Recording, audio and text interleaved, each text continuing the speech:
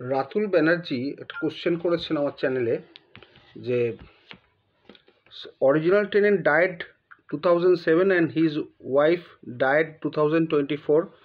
Now can his son stay for 5 years, that is 2029, or section 2G applied immediately? Ratul বাবু, আপনি একটা ভুল করেছেন যে 2029 কোনো মতেই আসবে না, হবে না। কারণ যখন থেকে ওনার ছেলের বাবা মারা গেছে তবে থেকেই ছেলে মেয়েদের রাইট হচ্ছিল 5 বছর, ওয়াইফের লাইফ লং।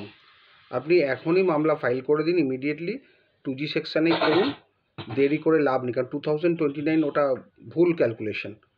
2001 থেকে মারা গেলেই 2001-এর 10 জুলাই থেকে মারা গেলেই সেকশান 2Gতে অ্যাপ্লিকেবল হয়ে যাবে। আপনাদের মারা গেছে 2007, সুতরাং অটোমেটিকে অ্যাপ্লিকেবল, এবং ছেলেদের টার্মসও শেষ হয়ে গেছে। 7-এ মারা গেলে তার মানে 5 বছর 2012-13-তে শেষ হয়ে গেছে। আর ওয়াইফের লাইফ লং ছিল, ওয়াইফ 24-এ মারা গেছেন। সুতরাং আপনি এখনই উচ্ছেদের মামলা করতে পারেন under section 2G of the West Bengal Presidency অ্যাক্টের মাধ্যমে। তবে যেহেতু এতদিন হয়ে গেছে, আপনি একটা নোটিশ সার্ভিস করে দেবেন। যদিও নোটিশটা ম্যান্ডেটারি নয়, তাও একটা 15 ডেজ বা 1 মান্থের নোটিশ সার্ভিস করে দেবেন। 1 ক্লিয়ার মান্থের দরকার নেই, 1 মান্থ হলেও হবে, বা 14 ডেজ 15 ডেজ যাও, একটা নোটিশ সার্ভিস করে তারপর মামলাটা করবেন। এবং তাতে লিখে দেবেন যে তোমাকে এতদিন আমরা অ্যালাউ করেছিলাম, কিন্তু আর সম্ভব নয়, এবার তুমি ঘর ছেড়ে দাও। এই কথাগুলো যেন লেখা থাকে। তারপরে আপনি সেকশন 2G অনুযায়ী মামলা ফাইল করবেন, কারণ ছেলে মেয়েদের রাইট অলরেডি শেষ হয়ে গেছে বাবা মারা যাওয়ার 5 বছরের পরে। সুতরাং আপনাকে যতটা তাড়াতাড়ি সম্ভব যে কোর্টে মামলা হবে, সিভিল কোর্ট, সেইখানে এই মামলাটি ফাইল করুন।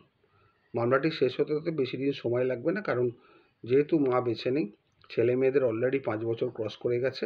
মামলাটা যত তাড়াতাড়ি করতে পারবেন ততই ভালো, এবং তাড়াতাড়ি শেষও হয়ে যাবে।